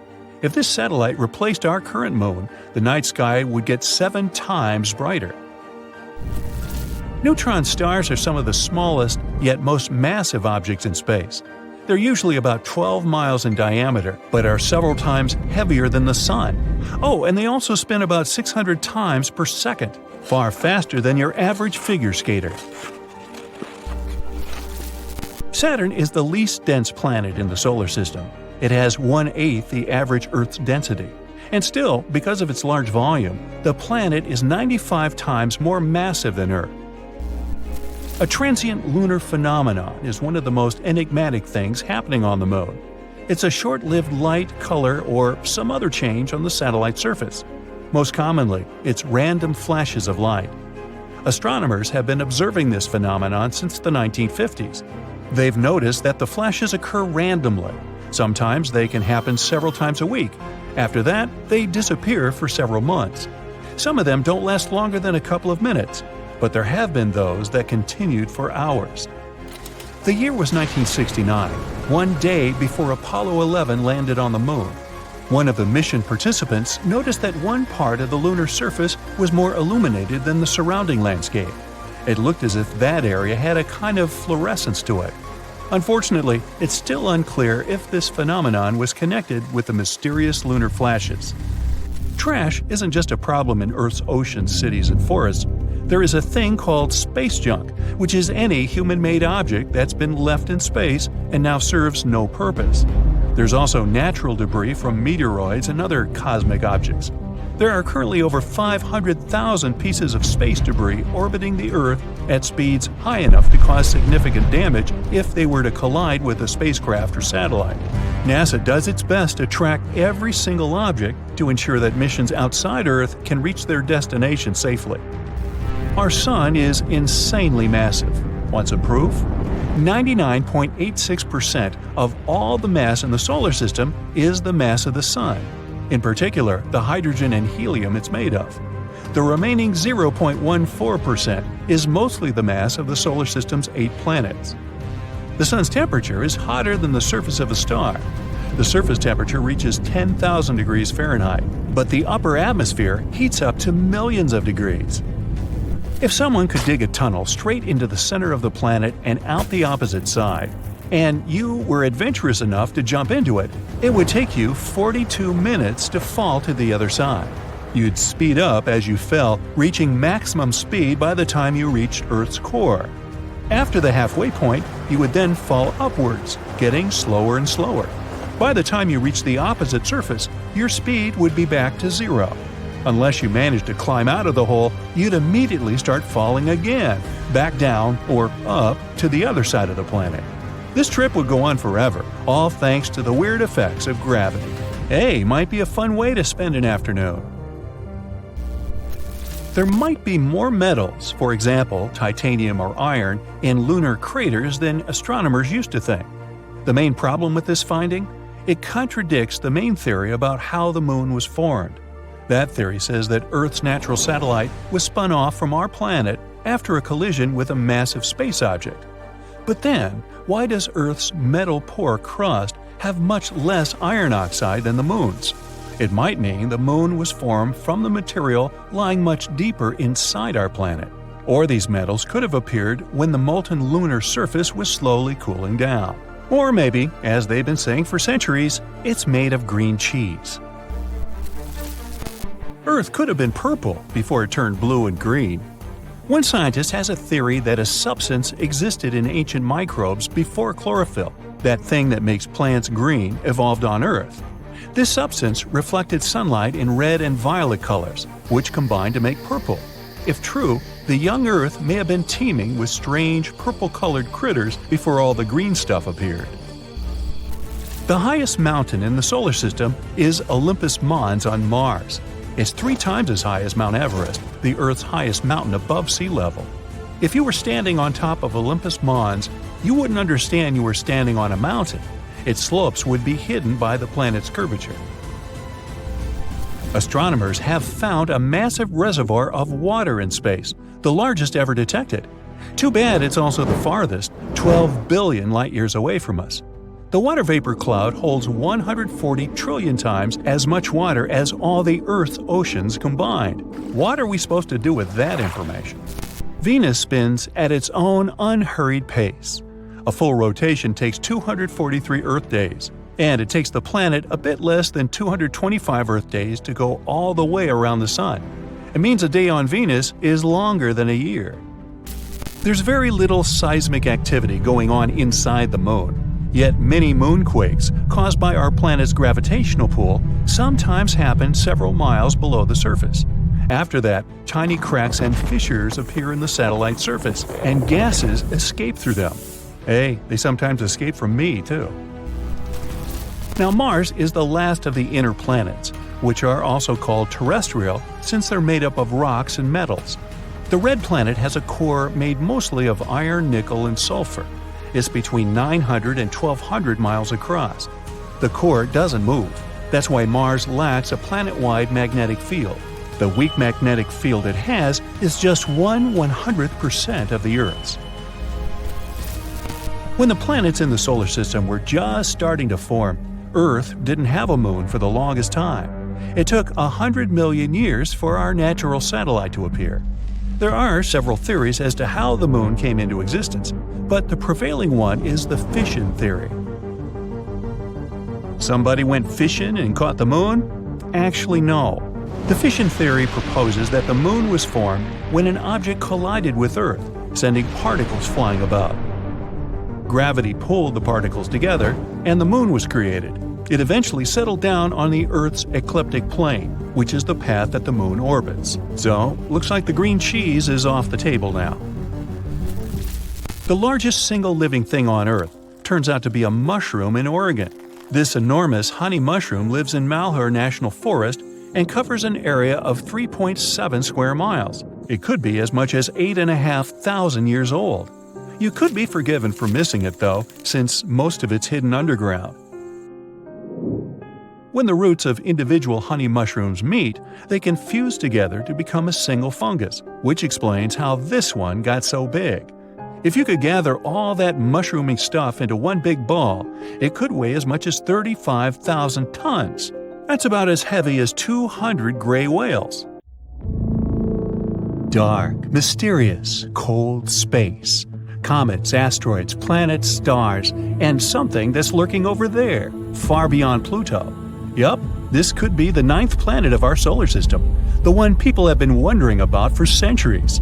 IRAS, which stands for the Infrared Astronomical Satellite, collected interesting data back in 1983. It could be proof that Planet 9 is hiding there. No one knows if it really exists, but this discovery helped to build a model to understand this potential planet better. And in 2016, scientists found out that some small space objects in the Kuiper Belt were orbiting a bit oddly. The Kuiper Belt is the outer area of our solar system. It's a ring in the shape of a donut, filled with leftovers from the times when our solar system was forming. You can find this donut beyond Neptune. The objects in that region of space have weird orbits, almost as if a big body with strong gravity is pushing them away. Knock knock, Planet 9 again. The theory says it might be 5 to 10 times the mass of our own planet and up to 20 times further away than Neptune. The astronomical unit equals the distance between our planet and the Sun. Pluto is approximately 40 astronomical units from the Sun, but Planet 9, if it exists, is 400 to 800 astronomical units away. It would take 10,000 to 20,000 Earth years for this mysterious planet to make a single circle around the Sun. This makes it harder for us to catch this space body. There's a theory Planet 9 may have formed between the orbits of Jupiter and Neptune, similar to the rest of the gas giants in our solar system. The gravitational force of one of the two huge planets probably kicked it out of its orbit. Oh no. Then Planet 9 could get ejected further away from the 8 planets we know about. It ended up as some sort of icy waste, quite small at the beginning. But as time went by, Planet 9 has cleared its orbit of frozen pieces of rock and dust and finally formed into a real planet. Another theory says that this could be a planet another star lost on its way while it was passing near our solar system. In any case, Planet 9 probably doesn't reflect that much sunlight since it's so far away. And astronomers aren't sure where exactly they should look for it. Space is dark, mysterious, endless, obviously. But if we do find Planet 9, it will be the first solid proof there are more planets in our solar system than we thought. Moving on to an interesting exoplanet, located only 90 light-years away from us. An exoplanet is generally a planet located outside our solar system. This one has an atmosphere with water clouds. 1 year there lasts 24 Earth days, and the planet travels around a red dwarf star, which is way dimmer and smaller than our Sun. That's why, even though the planet is 8 times closer to its star than we are to our Sun, the temperature there is similar to that on our planet. This exoplanet has a size similar to Neptune.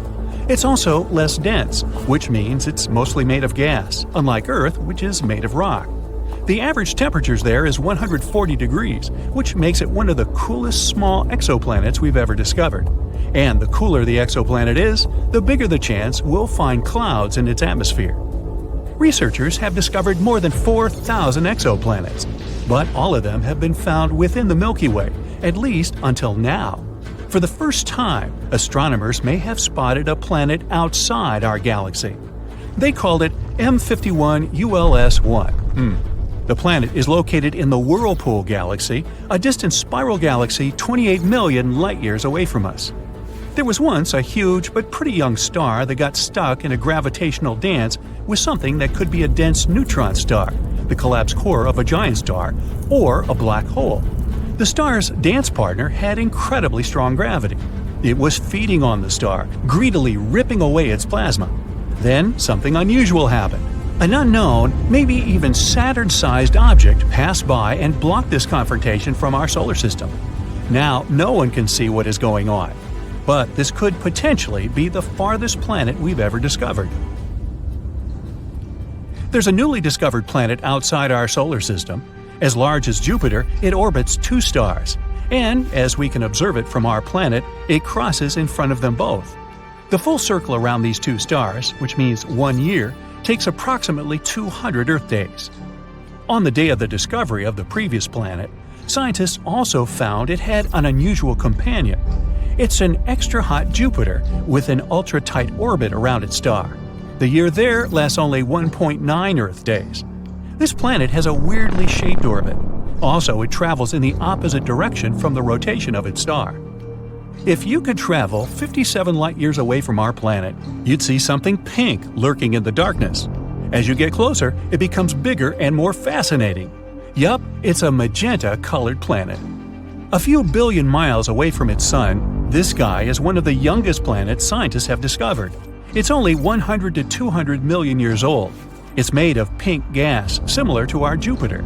So, if you could fly closer to its surface, this gas would envelop you like a thick fog. You're coming closer and going deeper, and the gas is becoming darker, getting a reddish shade. And look at the planet's core. It's super hot. Because of its high temperature of 460 degrees Fahrenheit, this planet is like an oven. The heat is the reason the planet glows so brightly. You'll also notice the sky is hazy pink, with clouds made of droplets of frozen water, similar to ours. There's another exoplanet half as massive as Earth, which is one of the smallest planets we've ever found outside our solar system. It has a diameter of 5,600 miles. For comparison, Earth's diameter is 7,900 miles. The planet in question is mostly made of iron, similar to Mercury. Mercury has a massive iron core and a very thin crust, which makes it an oddball in our solar system. At its early stages, it collided with some space body at least once. That collision pulled its outer layers away, which is why only the firm iron core remained. Maybe this exoplanet participated in a huge space crash too. That's what probably took away the planet's mantle and left mostly its iron core. Or maybe this is just a remnant of a gaseous planet that used to be the size of Neptune. The atmosphere of the planet could be blown away by, let's say, a huge amount of radiation coming from the star. This planet is only 31 light-years away from us, and the day there is less than 8 Earth hours long. The planet is only a little bit bigger than Mars. People aren't likely to ever settle in that place because of its extreme temperatures that go up to 2,700 degrees Fahrenheit. There might even be molten lava on the side of the planet that faces its star. Such temperatures are high enough to evaporate any atmosphere, so this planet might have had one in the past. Generally, gas giants like Jupiter can't support life because they have extreme weather conditions, temperature, and pressure, and there are no building blocks that might create life. But smaller terrestrial planets, such as, Earth, have more key ingredients like oxygen and liquid water. Plus, they have more temperate weather and other conditions. And still, not all of such planets support life, of course. It's not easy to find a planet with similar conditions as the ones we have on Earth, or at least the conditions that would allow life to develop there. But meet Kepler 22b, one of our most promising findings. It's 600 light-years away from us, twice bigger than our planet, and with temperatures of about 72 degrees Fahrenheit. This is a so-called super-Earth. It's a category of planets unlike any we have in the solar system. They're more massive than Earth, but still lighter than ice giants such as Uranus or Neptune. Super-Earths can consist of rock, gas, or a mixture of these two. Kepler 22b is within the habitable zone of its parent star, which is less bright than our Sun. The planet probably has a rocky core. It may have an ocean, but it doesn't host any life. At least, we don't know about it yet. While we may think of ourselves as advanced after catching a glimpse of the 8 planets of our solar system and their 200 moons, we really have little idea of what's out there.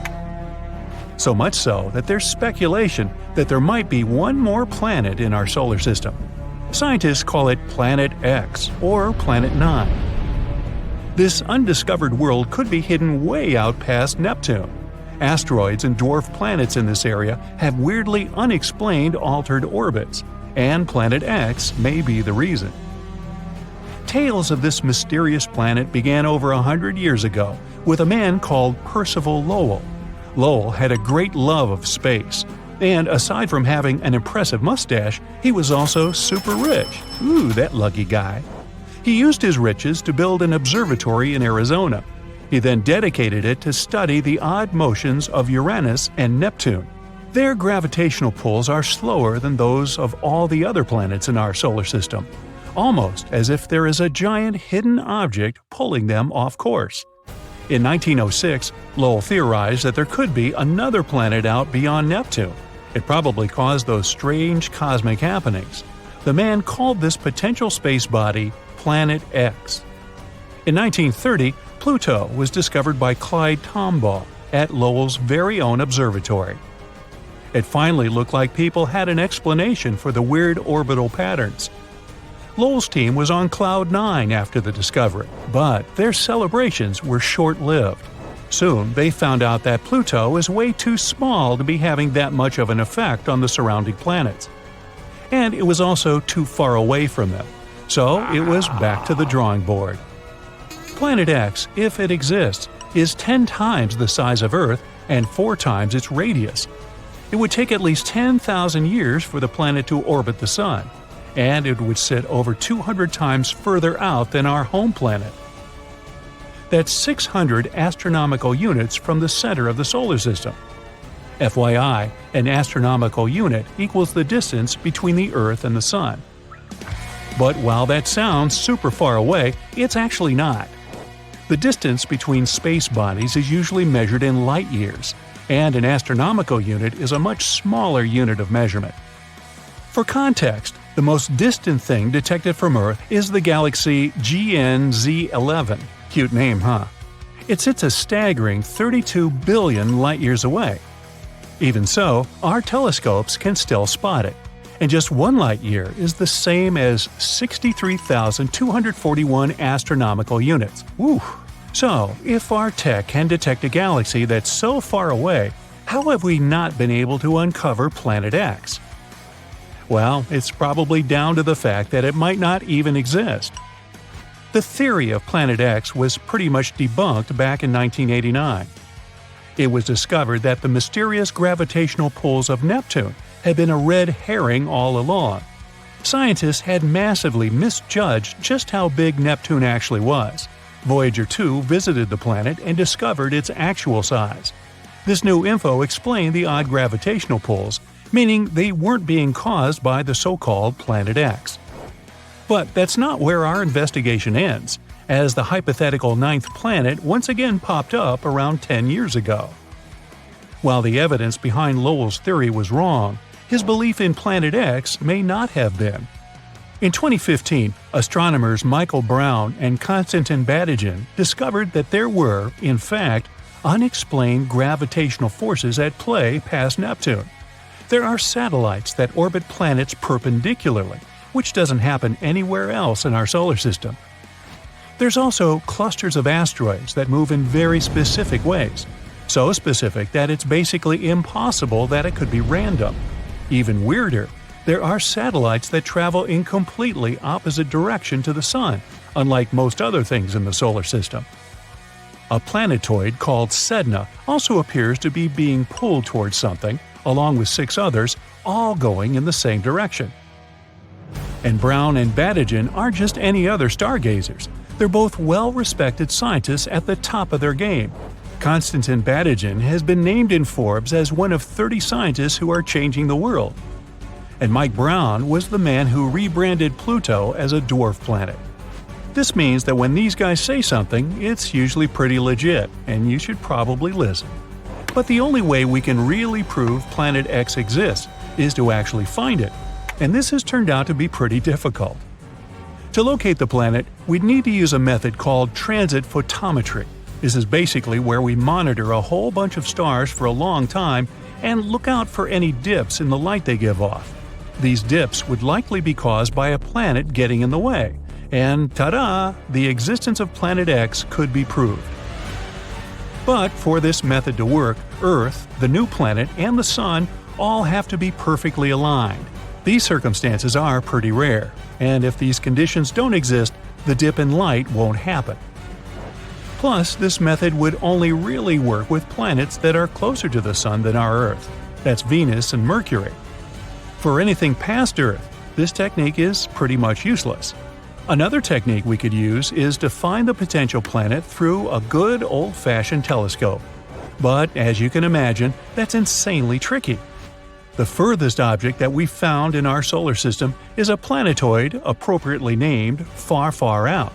But that's only 140 AU away from the Sun. That's only like a quarter of the way to Planet X. We can only see an object because of its brightness. The Sun is very visible to us because it emits huge amounts of light. And we can see the Moon because it reflects the Sun's light. Technically, the Moon has no right to appear brighter than everything else in the night sky.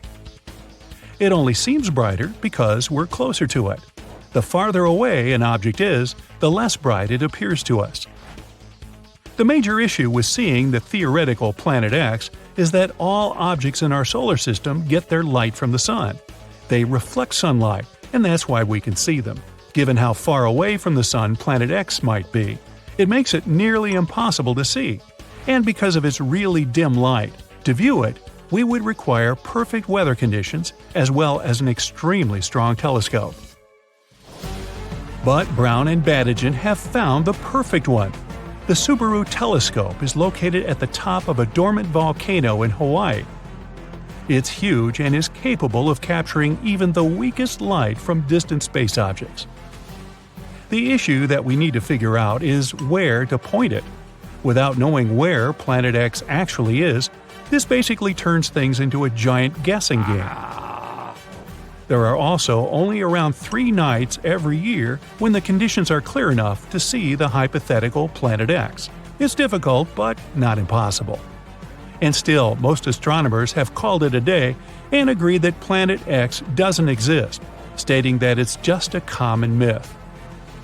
The most widespread explanation for the weird gravitational pulls is that there's a tiny black hole in our solar system.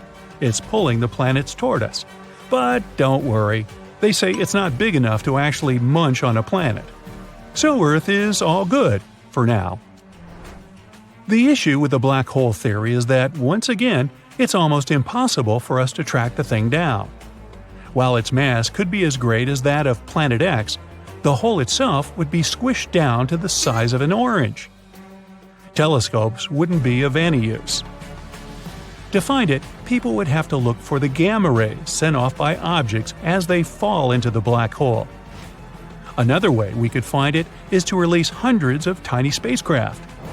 They would pass close enough to the hypothetical hole, and when they got pulled toward it, we could probably detect it. But don't count out Brown and Badigeon's theory. It's still being documented by NASA. And until we find unmistakable evidence to prove any theories, Planet X might still be out there.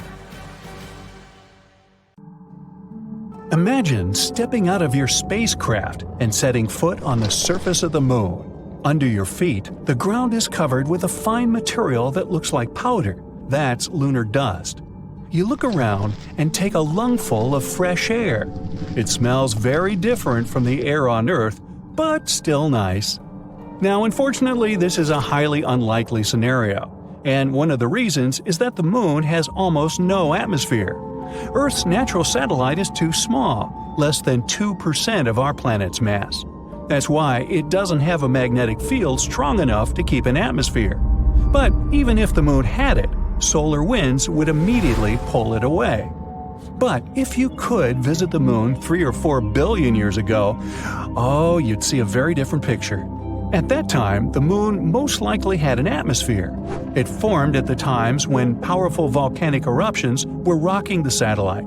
Gases spread all over the Moon's surface. It happened so fast that they didn't have enough time to escape into space. At that time, the lunar surface was covered with basins filled with volcanic basalt. Just imagine ginormous plumes of magma hurling high into the air, falling to the ground, forming lava flows. That's how the basalt basins appeared on the surface of the Moon. At one point, scientists on Earth got their hands on samples brought from the Moon. They found out that lava flows there contained not only carbon monoxide and sulfur, but also the building blocks of water. Thanks to these samples, researchers managed to calculate the amount of gas that rose and formed the atmosphere.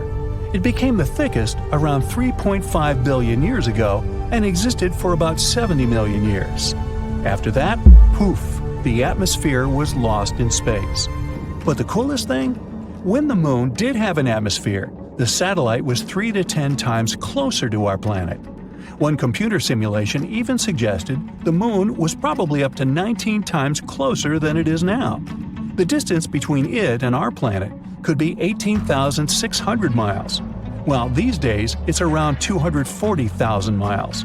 That's why the Moon looked much bigger in the sky. Unfortunately, at that time, not even dinos were around to admire the view. Neither was I. At the same time, the most recent studies have confirmed that our Moon actually does have an atmosphere. It's composed mostly of hydrogen, neon, and argon, and contains some very unusual gases, like potassium and sodium. You can't find them in, let's say, the atmospheres of Mars, Venus, or Earth. Sadly, such an atmosphere isn't suitable for us oxygen-dependent creatures. But guess what? There's loads of oxygen on the Moon. I know, it must sound confusing, but the thing is, this oxygen isn't in its most common gaseous form. It's trapped in a layer of rock and dust covering the surface of the Moon. This layer is called the regolith, and it contains up to 45% oxygen. So, does it mean that if people learned how to extract this oxygen, we would be able to live on the Moon? Not so fast. The oxygen in those rocks is very tightly bound into the minerals, and to break these components apart, we'd need tons of energy and special equipment. But if people managed to start this process, the Moon would deliver quite a lot of oxygen. Now, there's a theory that the Moon might have been formed during a collision between Earth and another planet. This planet must have been smaller, the size of Mars. It probably happened around 4.5 billion years ago. Another theory claims that the Moon used to be an asteroid or some other wandering body. It formed somewhere else in the solar system. When it was passing by Earth, it got caught by our planet's gravity. Other experts think that at some point in the past, Earth was spinning so fast that some of its material broke away. It soon started to orbit our planet, and that's how the Moon appeared in the sky. And the least exciting theory claims that Earth's natural satellite could simply appear along with Earth during our planet's formation. These days, the Moon is the 5th largest natural satellite in our solar system. It's also one of the densest, second only to Jupiter's satellite Io. Most likely, the Moon has a tiny core, no bigger than 2% of the satellite's mass. About 420 miles wide, it consists mostly of iron and sulfur. The Moon's surface is dark, even though Earth's natural satellite is the brightest object in the night sky. But in reality, its reflectance is just a bit higher than that of asphalt. You might have heard that the Moon, along with the Sun, causes tides in the oceans and seas on Earth. The satellite's gravitational pull creates something called the tidal force. It makes the water bulge out on the sides that are the closest to the Moon and farthest from the satellite. These bulges are what we know as high tides. But what not so many people know is that the Moon also causes rocks to rise and fall, just like it does with water. Of course, this effect doesn't look as dramatic as ocean tides, but it's still noticeable. Earth's solid surface moves by an inch or so with each tide.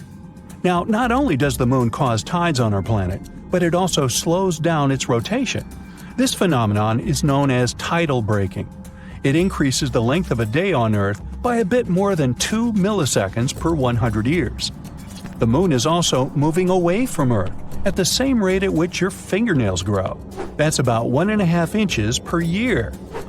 You should really cut those. If one day it floats away into space, our planet will have to live through tough times. Without the stabilizing pull of the Moon's gravity, Earth's tilt would start changing wildly, from no tilt at all, meaning no seasons, to a large tilt, resulting in extreme weather. Since the Moon doesn't have an atmosphere, nothing protects it from extreme temperatures. It gets incredibly cold on the night side, minus 390 degrees Fahrenheit. Meanwhile, the sunny side is literally boiling, with a temperature of 250 degrees Fahrenheit. Another thing the moon can't protect itself from without an atmosphere is meteorites. That's why the surface of the satellite is dotted with craters. For comparison, there are about 190 identified impact craters on our planet. Many of them are hidden by vegetation or covered with water. But if we speak about the moon, the number is so much greater, several million, and around 5,000 of them are more than 12 miles across.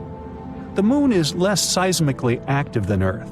That's why these craters and other ancient formations stay in perfect condition for centuries.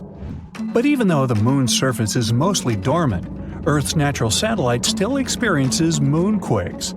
They start several miles beneath the surface. One theory suggests that they may be happening because the moon is shrinking as its insides are cooling. Scientists say the moon has become around 150 feet skinnier than it used to be several 100 million years ago. So, how does it work? Well, picture a grape turning into a raisin. It wrinkles while shrinking. The same is happening to the moon. It's shrinking and it's wrinkling. But unlike a grape, the moon doesn't have any flexible skin. Its surface is hard and brittle. So as the moon gets smaller, the crust cracks and breaks. Its sections get pushed over neighboring parts. Researchers are sure that such faults are still active and likely responsible for the quakes shaking the moon. Some of these quakes are pretty strong, up to 5 on the Richter scale. When you look up at the moon, you always see the same side of Earth's natural satellite. Like our planet, the moon rotates around its axis, but this rotation lasts around 27 days. This is the same time the moon needs to orbit Earth. Such a phenomenon is called tidal locking. Before space exploration started, people had never seen the other face of the moon. They didn't know what the far side looked like. While the near side of the moon is mostly large plains covering impact basins, the far side is rugged and cratered. The crust is thicker there, with less evidence of volcanic activity. Oh, by the way, the moon isn't perfectly round or spherical. It's shaped like an egg. When you're looking at it, one of its small ends is always pointing at you. Yep, right at you. This is the reason why the moon's center of mass isn't its geometrical center. In reality, it's a bit more than 1 mile off-center, like a poorly made golf ball.